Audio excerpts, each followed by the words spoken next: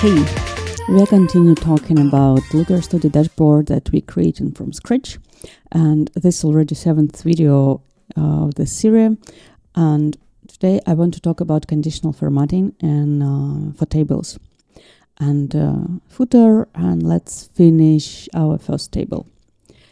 Hey, my name is Gala. I'm marketing analyst, and Daily Reports, this is my project where you could find template store for marketing. I have some Looker Studio dashboard. I have some of them free, some of them paid.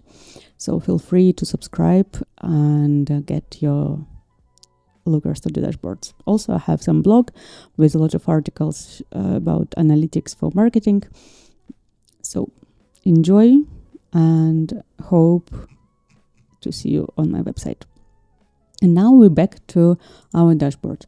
This is our template that we recreate from scratch. We have many pages here. Now we are working on the first page. We already did a lot of work together, and on the last video we created a table. And I mentioned, but I didn't explain about conditional formatting. So we have already a table, and on the style we have conditional formatting.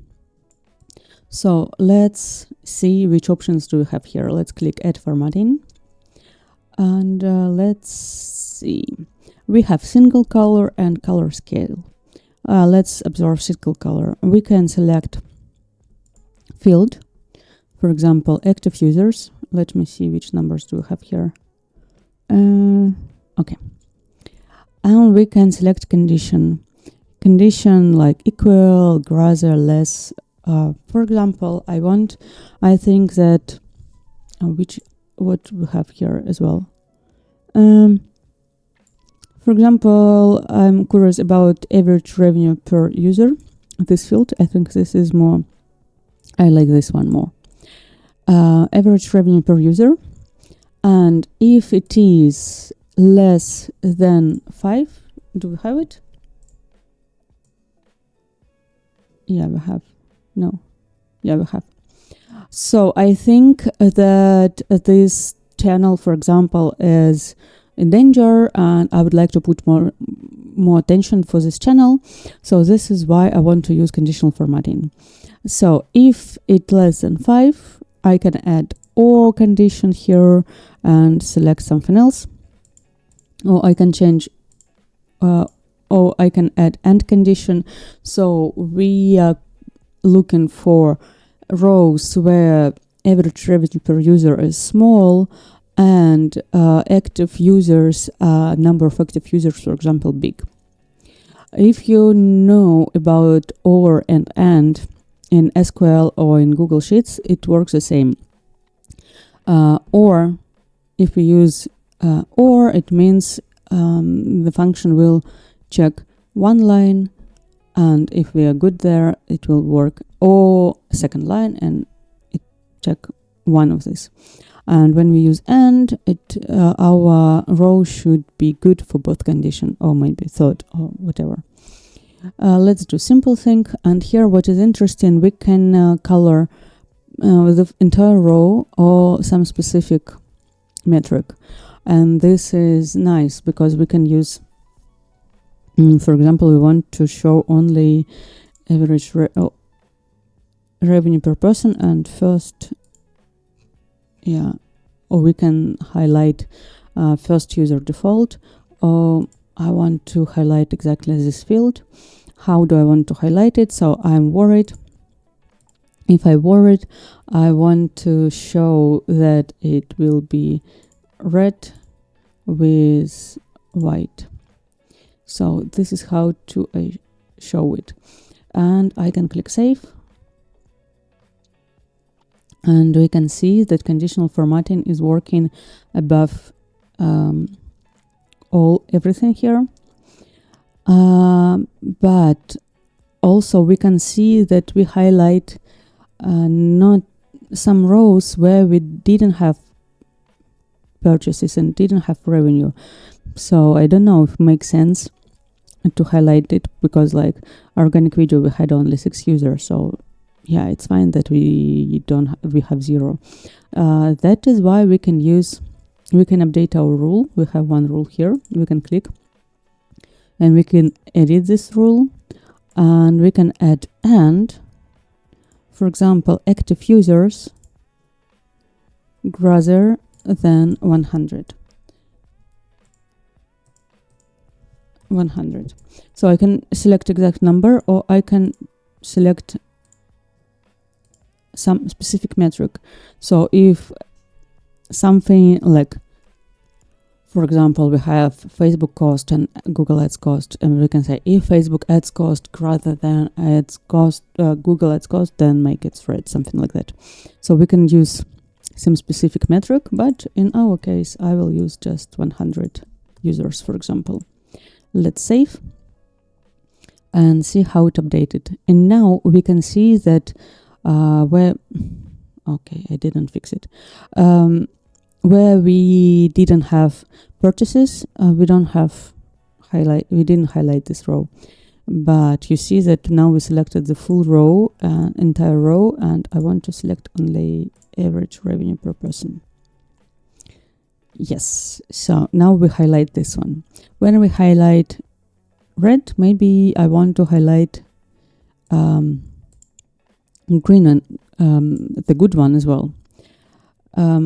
We can edit, we can delete, but we cannot copy it. So we have to create a new one. Another rule, single color, average revenue per user, greater than what we selected, 5. And I want to make it like light green and white color, save. And here we can say, we can use like green and red, for example, to show which traffic sources are good and which are not effective for us.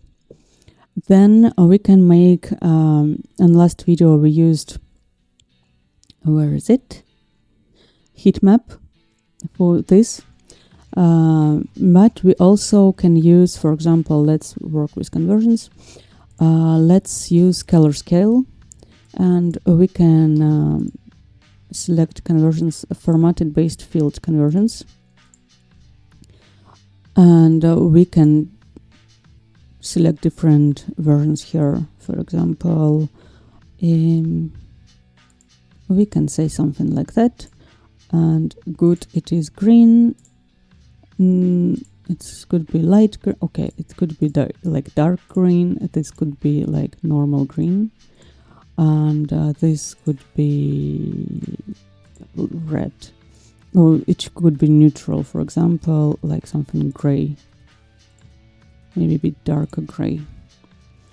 And instead of heat map, we can use conditional formatting, and in conditional formatting with color scale, and use it instead of heat map to have a more flexible, it's like conditional formatting in Google Sheets basically. So, and we can create a rule for each metric if we need. I will not do it. Let's see what can we have.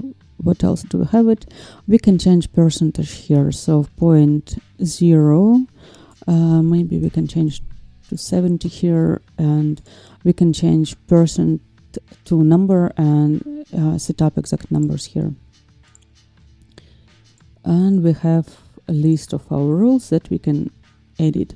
And one interesting thing, if we have one rule applied for the same column, we can move them around and say which rule is the most important. And now I apply a rule for a specific column, but we can apply it to entire row, and in this case the order is important.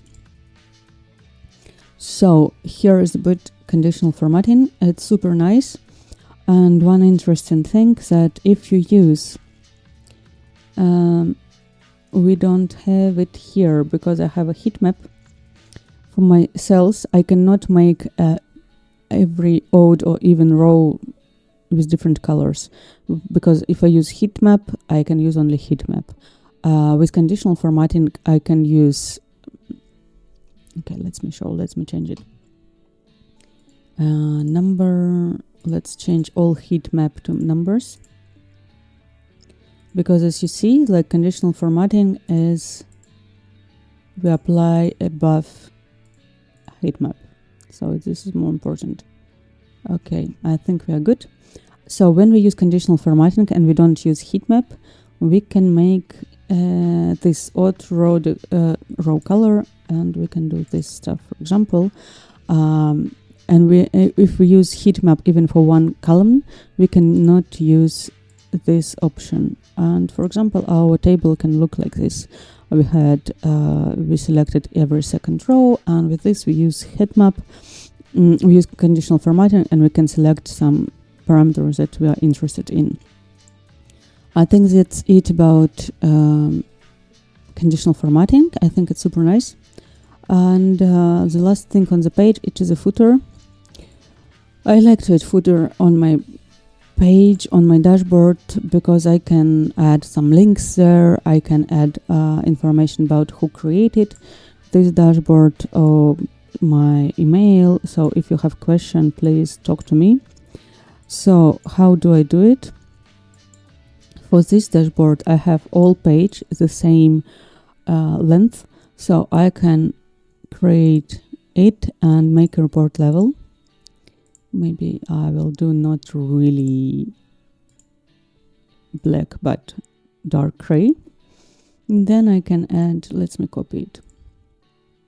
For example, in this dashboard, I add my contact and link to my LinkedIn. What is interesting here, actually nothing much. We have links that we can add. We can update colors here and so on. We talked about text already on the first video of this course, I can say. So we don't need to update it. And when we click right mouse button, we can make it page or report level.